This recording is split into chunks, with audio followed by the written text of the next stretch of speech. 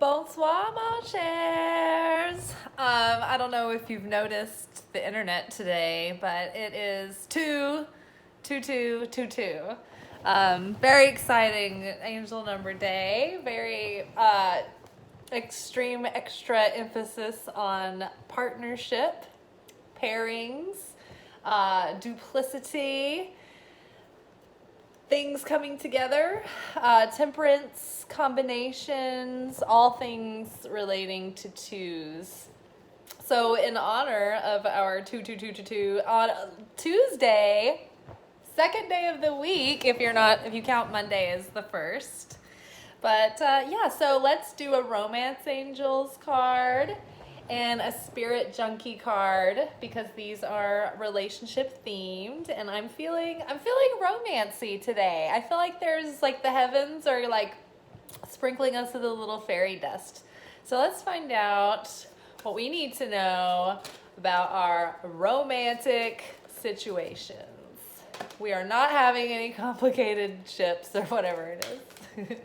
Okay, what do we need to know about our romantic life? Some advice, an angel message for 22222. Oh, give your relationship a chance. Work on your partnership. Ooh, look at these sexy folks getting that spark back. Love it. She's got that 90s hair. She's for real though. That's authentic. Look at them bangs, girl. Look at that guy. They both look like those people, like the naked sexy people in those birthday cards, those Hallmark cards where they're like, I got you this for your birthday. And it's like that guy that's in like Skinamax movies. Yeah, so work on your partnership. If you're single, then I would say work on your partnership with yourself and really put an emphasis on learning how you can be the best partner that you can be for the partner that is you'll eventually meet at some point, unless you'll die alone. Let's hope not. So yeah, work on partnership. Learn how to be the best partner you can be and learn what kind of partner that you really want, that you really need. It's hard to really set ourselves up for success in relationships if we don't really know what we desire in a partner, what are our non-negotiables, what are the deal breakers, like what do we have to have, and what is like maybe not that important in the end. You know, I've found that the older I get, the more I realize that this fantasy that someone's gonna be like all the things for you is that it's just a fantasy. Like you've got to get more out of your friendships and your community and your family and all the people around you. Like you can't put all that pressure on one person. They'll never live up to it. And you'll always wonder if you're in the wrong relationship because you'll wonder why they can't be all of those things, right? So not expecting the whole world out of one person is helpful. Knowing, you know, that to me, it's like you do need certain things in common, like that, like the big deal things you need in common. Like if one of you really wants kids and the other one really doesn't, probably a no-go. If, you know, one of you is an extreme in your diet and the other one isn't, you know, I feel like it's more about compatibility. You know, you want someone that you can spend the day to day with and you have similar tastes and things so you can share experiences together and you're not always arguing and fighting over like who has to make the sacrifice for the other one. So I found that those weird things like that I want people to have in common, like I can get those from my friends, but what I really need is someone that has compatible taste. Cause like I couldn't date a Honey Boo Boo Palette person who doesn't want to go get like an adventurous meal. It wouldn't, like what am I gonna do with this person? Like I'm a Cancer moon. I need food, okay? I need food almost more than I need like compelling deep conversation, at least from my partner. So yeah, figure out the kind of life you want to have with a partner and what you want to offer them. It's not just about what they can give to you, but think about all the wonderful things that you want to do for someone, the home that you want to create for them, the memories that you want to share together, you know? the support that you want to give that person, and just the fact that you want to be there to help that person feel like they have someone in their corner, and someone's got their back and someone's looking out for them and someone cares. So yeah, really go deep into how you view partnership, what you're bringing to the picture, what you want to bring to the picture, and what are you really looking for in another person. Now, if you're already in a partnership, then the same applies. Like, it's never a bad time to learn how to have a good relationship. In fact, even if you're in a relationship, I think that this takes constant education. This is like a medical degree. Like, if you don't study, like, if you don't keep up on how to have a good relationship over a few months, like, you will lapse and you will become that lazy partner again. So always be learning how to have a good relationship. Really show your partner appreciation too.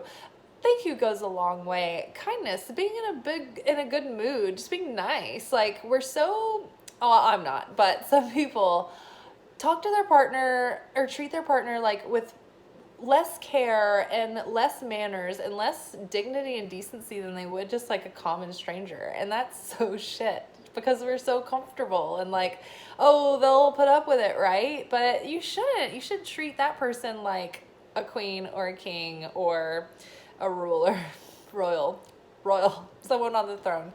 So yeah, so let's all step it up in our partnerships. I would like to make a public service announcement that also chores around the house go a long way. Clean the bathroom after yourself. Take the hair out of the shower drain after yourself. Wipe toilet seats, put them down. Rinse toothpaste spit out of the sink. Wait, what? Clean sink vanity. Help out with dishes or cooking, pitch in. And I think when everybody really puts an effort forth in the house and towards one another, that goes such a long way. I mean, if you're lucky enough not to have any major concerns, usually it's just that day-to-day stuff that builds up and makes people really like salty with one another. So yeah, do all the little things and show up in all the big, deep ways that you can as a partner. And also be honest with yourself. Are you the kind of person who fears intimacy? Are you a person that fears commitment? Are you a person that neglects your partner or just likes to get comfortable and, let it all go and not keep up the romance? So delve deep. Give the relationship a chance. All right. This is a deck by Gabby Bernstein based on her book that's about overcoming kind of for like love addiction, relationship addiction, codependency. It helps you get over seeing that, putting people in special relationships, realizing that the moment that you do that, you're sort of putting them up on a pedestal. All right, what is our affirmation to apply to give our relationship a chance? My greatest experience of freedom comes when I let go of what others think of me. Ooh. My greatest experience of freedom comes when I let go of what others think of me. Yeah, and I think that that's really poignant, because usually what makes us insecure in a relationship is like being so worried about, are they going to be attracted to this? Is this going to, push them away? Is it going to be too much? Are they going to be too scared? Is it too passionate, too bold, too whatever?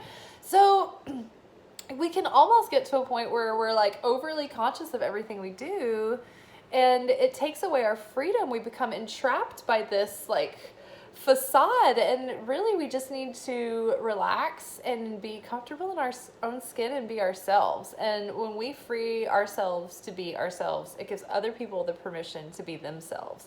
I also think that it's important to note that we need to give our partners freedom. I've been guilty of this. I've been guilty of maybe like having an opinion about how someone's spending their free time. And I've really come to learn that like I was being really oppressive. Like it's not my business any more than it is theirs about what I want to do with my free time.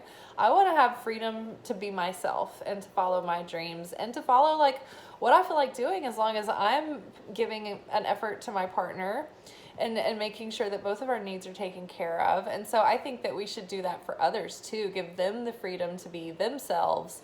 You know, we want to grow and we want to mirror for each other and we want to push each other to grow, but at the same time, we don't want to shame people for what they're into, how they like spending their time, you know? So my greatest experience of freedom comes when I let go of what others think. I think in general too, don't worry about what other people think of you. I have never been, like, I've always been a weirdo that people think is weird, or like I've always been like, I don't know, doing some kind of something that people are like finding controversial, probably just because I'm being myself and doing my own thing. But what I've learned is that when it was no longer an issue for me about like what people thought of me, which it really has never been very much, that I don't really have beef with people. I never get trolled. Like, my nearest and dearest trolls troll me, ironically enough. But yeah, like, I don't care what strangers on the internet think of me. And so therefore I can't even recall a negative comment that I've ever gotten, other than like those weird trolls on Facebook from like, I don't know, 15 years ago that are just want to comment on like things and just like be shit stirrers. And that's why I don't really do much on Facebook anymore, because Facebook to me is like the garage sale of personalities. People are their worst on Facebook. And I mean, I'm just sorry. I just like being on Instagram and seeing interesting artwork and, you know, positivity and beauty and places that I want to go travel. And yeah, I don't really feel like sitting in the backyard picnic listening to conspiracy theories and having people send me chain mail about like the prayer chain that don't let it get broken, no one will get $1 million. Like, save it. Please stop tagging me and shit on Facebook. I feel personally violated. Like, I've got all this like garbage on my wall of just people like, have you heard of this new diet pill? Like, I don't know how I got on all that, but just so you know, I'm not a big Facebook fan. Yeah. Oh, because we were talking about letting go of what other people think of you. Yeah. When it's not an issue, you can fill in the blank in anything. When food is not an issue, you won't have an issue with food anymore. You know, when what people think of you isn't an issue, people won't be giving you shit about anything. There won't be anything like the opponent who's trying to mess with you won't be getting any reaction out of you. So the demons won't have any of that anger and fear meat to feed on. You see what I'm saying? Like, if you're non-responsive and like you're transcendent of that bullshit, whatever negative forces or like, you know, chaotic energy, it just doesn't bother with you anymore, because you're so consistent that it's not going to get through. So be yourself. Don't care what people think. Everybody's just trying to like survive this life and get by, and they're probably worried about what you think. So who cares? Fuck it. Who cares? Just be you. I mean, I've been weird my whole life. People have called me everything but a child of God at some point.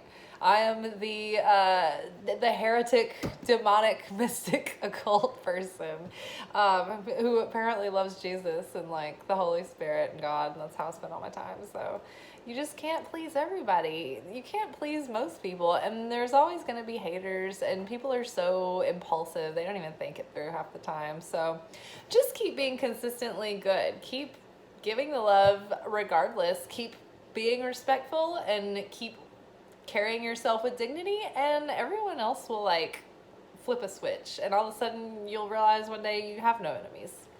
People aren't giving you shit and they got no beef.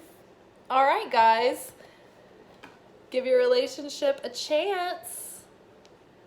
Work on your partnership and free yourself from caring what others think. All right, happy Tuesday.